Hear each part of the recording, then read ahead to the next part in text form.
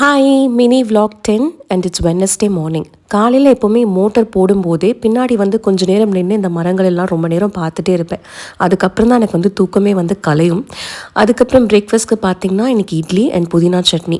நான் வந்து எப்போவுமே மாவு வந்து ஃப்ரெஷ்ஷாக ரெடி பண்ணுறேன் அப்படின்னா அதோட ஃபர்ஸ்ட் சர்விங்கில் வர இட்லி வந்து எனக்கு ரொம்பவே பிடிக்கும். மற்றபடி எப்போவுமே வந்து தோசை தான்.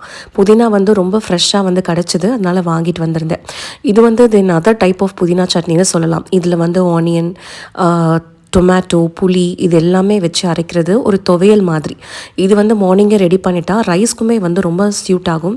லைக் பிசைஞ்சு சாப்பிடவும் நல்லாயிருக்கும். அண்ட் துவையல் மாதிரி கர்ட் ரைஸ், ரசம் ரைஸ் எல்லாத்துக்குமே இட் கோஸ் வெரி வெல்.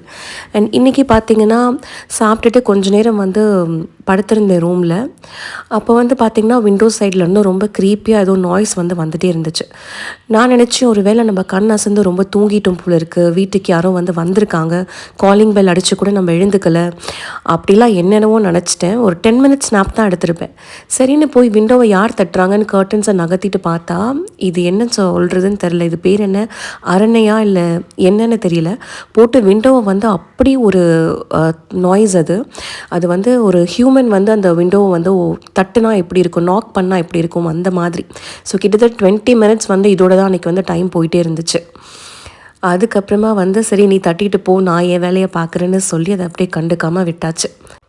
அது என்ன மனசோ தெரியல, ஒரு சில நாட்கள் பார்த்திங்கன்னா இருக்கிற எல்லா வேலையும் இழுத்து போட்டு செய்கிற அளவுக்கு மைண்ட் வந்து எனர்ஜெட்டிக்காக ஃப்ரெஷ்ஷாக பிரிஸ்காக இருக்குது. ஒரு சில நாள் பார்த்திங்கன்னா எதுவுமே செய்ய பிடிக்கல, யார் முகத்தையுமே பார்க்க பிடிக்கல, அப்படியே ஒரு மாதிரி படுத்துகிட்டே இருக்கணும் போல் இருக்குது. ஸோ இந்த மைண்ட் செட் பார்த்திங்கன்னா நெக்ஸ்ட் டே அப்படியே வந்து மாறிடுது. இதுதான் வந்து மூட் ஸ்விங்குன்னு சொல்கிறாங்களோ என்னவோ எனக்கு தெரியல. ஆனால் எனக்கு வந்து அது எக்கச்சக்கமாக இருக்குது. இன்றைக்கும் எனக்கு அந்த மாதிரி ஒரு டே தான். எனக்கு எந்த ஒர்க்குமே வந்து செய்ய பிடிக்கல, ஆனால் அவ்வளோ ஒர்க் இருக்குது. ஸோ கொஞ்ச நேரம் பார்த்திங்கன்னா இந்த க்ரீச்சர் பண்ணுற க்ரீப்பியான விஷயங்களை பார்த்து அட்மையர் பண்ணிகிட்டு இருந்தேன்.